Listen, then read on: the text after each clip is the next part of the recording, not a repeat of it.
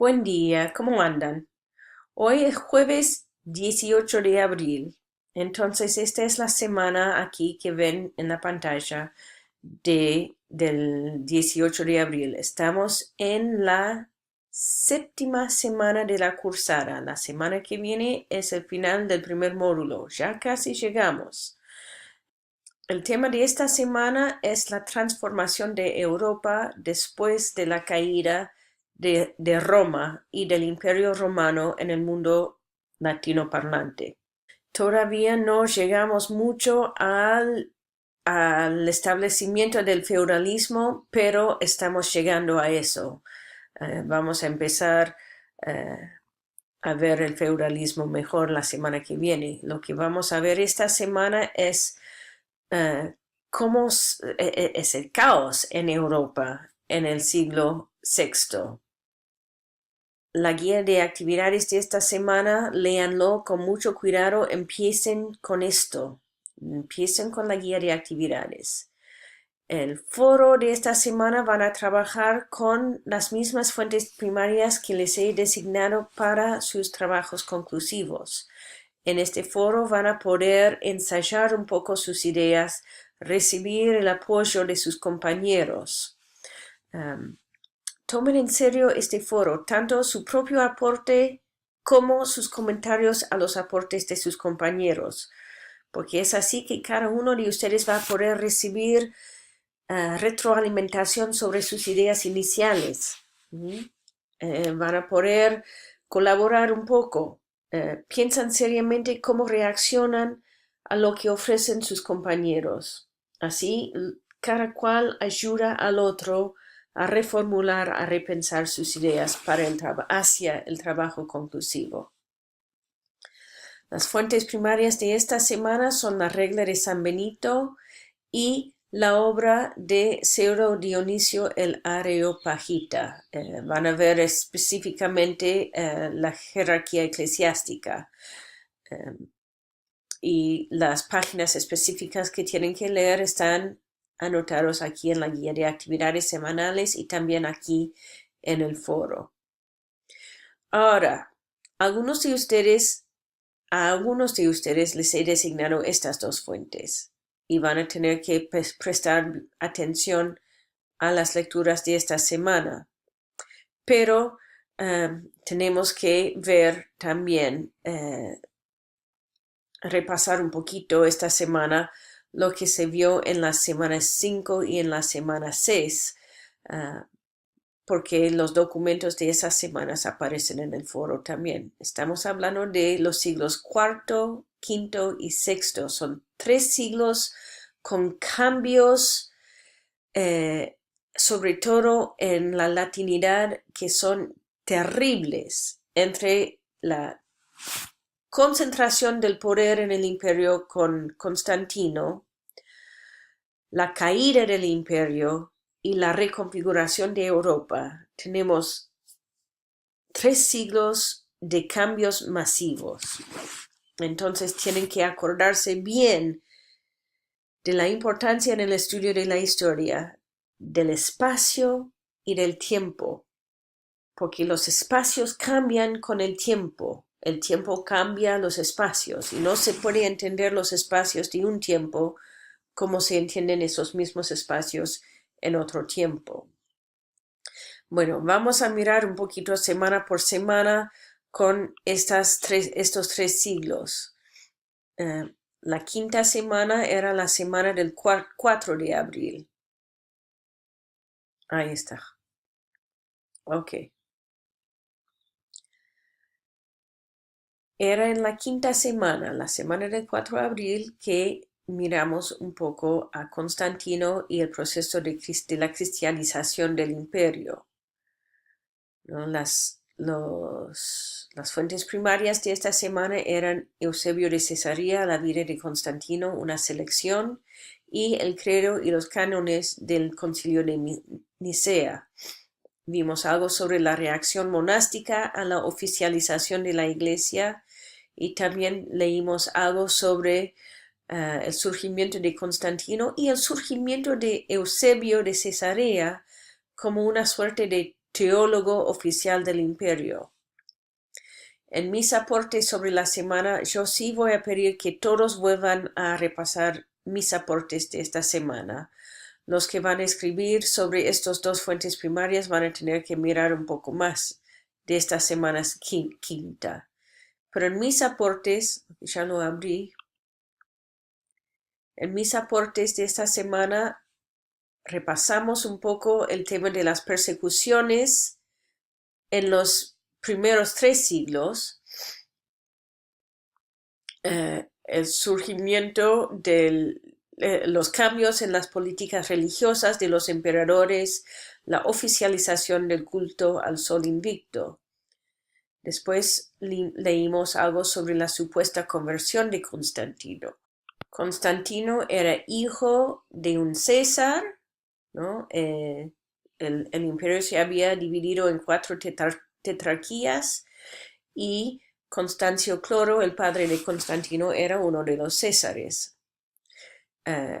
Según Eusebio, Constancio Cloro creía en el Dios cristiano, pero según fuentes oficiales del imperio, y más probablemente, Constancio Cloro era adepto al sol invicto.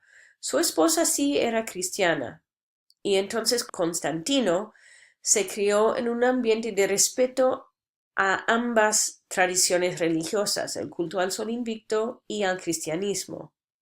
Sin embargo, Constantino tenía ansias de poder y él quería dominar el imperio. Entonces, él quería también, no podía deshacerse del culto al sol invicto, era un guerrero, era un general, sus soldados eran adeptos del sol invicto y necesitaba el apoyo de sus soldados. Entonces no podía abandonar el culto al sol invicto, pero también al hacerse único emperador tenía que manejar la mayoría cristiana en el oriente del imperio. Y también veía que había muchas maneras de entender el cristianismo. Entonces, era Constantino quien convocó el primer concilio de Nicea. Y era Constantino quien firmó los decretos, la profesión de fe y los cánones del concilio de Nicea en ley. Hizo que esas decisiones fueran ley imperial.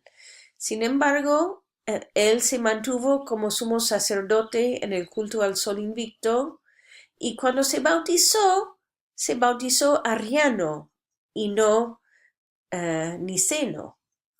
Y por unos 80 años, la iglesia arriana era la iglesia oficial en el imperio.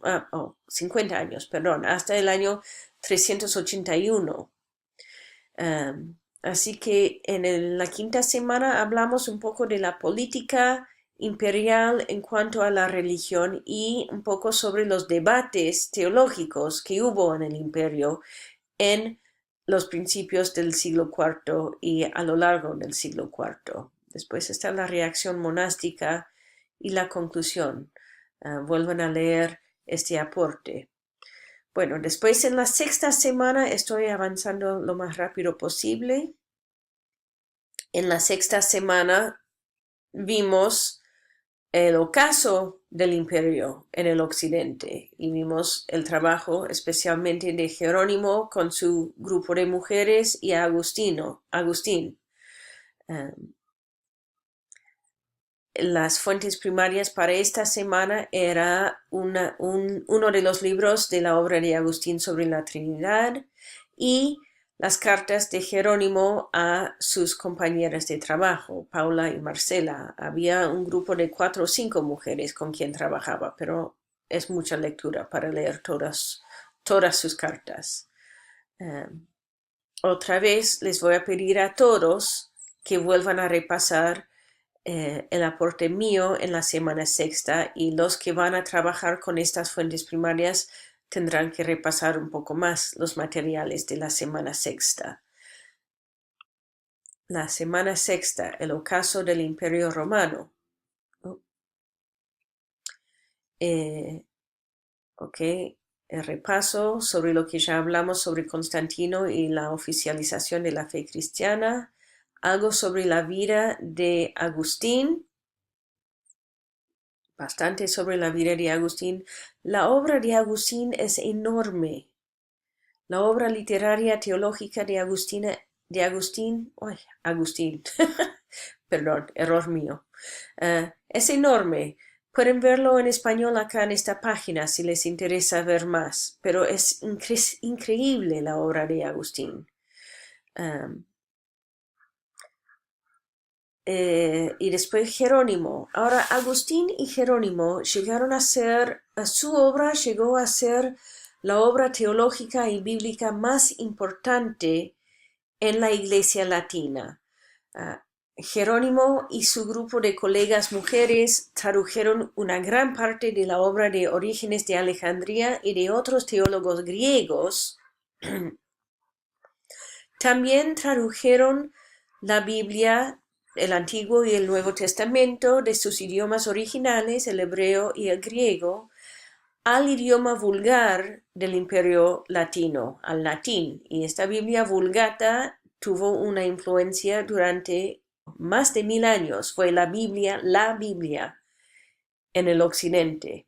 Entonces, Jerónimo y sus colegas tuvieron una influencia tanto en la interpretación bíblica por la traducción de las obras de Orígenes, como en la lectura bíblica por su obra en la traducción de las Sagradas Escrituras.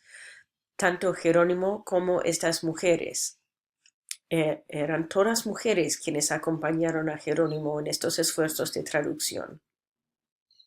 Pero Jerónimo es el que lleva el título.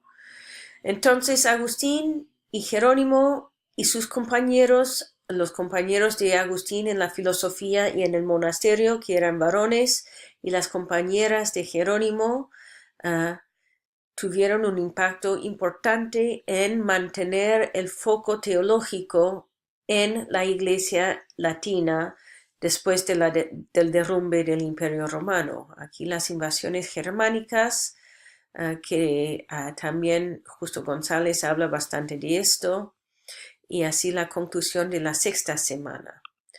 Después vamos corriendo ahora a la séptima semana, que es la semana que nos toca ahora, el 18 de abril, ¿no? Que empezamos aquí la transformación de Europa. Todos deberían empezar otra vez esta semana con la guía de actividades. El foro donde van a trabajar las fuentes primarias y las fuentes primarias de esta semana. Todos también deberían mirar el aporte mío a la semana. Acá, la semana 7, la iglesia en la reconfiguración de Europa. Los monasterios y los castillos eran los lugares seguros en medio de un periodo de muchas batallas, muchísimas batallas y contiendas de poder para controlar la tierra en Europa después del derrumbe del Imperio Romano. Así que esta es una semana cuando hablamos del caos que hubo en Europa y de cómo las instituciones europeas empezaron a asentarse para proveer alguna semblanza de seguridad y estabilidad en medio del caos. Pero bueno, esta es una semana nueva y no una semana de repaso. Entonces yo les voy a dejar a ustedes que lean el texto, mi aporte acá. El surgimiento de los nuevos reinos en la Europa occidental. Hay unas sugerencias para ver mapas para acompañar esta lectura, si quieren, para ayudarles a visualizar lo que estaba pasando. He encontrado textos que han sido traducidos al inglés, pero no los he visto traducidos al español. Tal vez algunos de ustedes sabrán a dónde buscar, pero hay otras fuentes primarias que son sumamente interesantes para estudiar este periodo de la historia en Europa, y que demuestran también la importancia de la Iglesia en la reconstrucción y en la preservación de los espacios europeos. El rol de las mujeres es fundamental en esto, aunque en general los historiadores han visto el rol masculino en la construcción de Europa. La expansión del cristianismo romano. Muchas de las tribus germanes, alemanes que invadieron Europa, que invadieron el Imperio Romano, eran arrianos, pero el cristianismo romano niceno es el cristianismo que surgió y que se mantuvo como oficial en Europa. Siempre ha habido una mezcla religiosa impresionante, pero bueno, nos interesa en este curso la historia del cristianismo y no la historia religiosa en general. Tanto la interpretación bíblica de Orígenes que tradujo Jerónimo como la incorporación de la filosofía griega en la teología de Agustín, como especialmente el surgimiento de este escrito del Pseudo Dionisio, ayudaron a fomentar una jerarquización muy rígida del poder temporal y del poder espiritual en Europa. Si leemos la obra completa del Pseudo Dionisio, vamos a ver esta jerarquización muy claramente. Pero también el pensamiento de Agustín ayudó en establecer estas jerarquías. Acá hay un par de dibujos.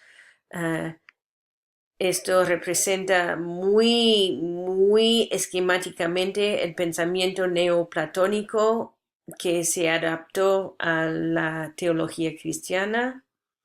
Y después el dibujo que tenemos en la entrada, en la portada de la semana en el aula, ese mismo pirámide. Así que esto va a ser esta semana para que lean, para que disfruten y para ayudarles a pensar un poco cómo intervienen en los foros y cómo preparan los trabajos conclusivos.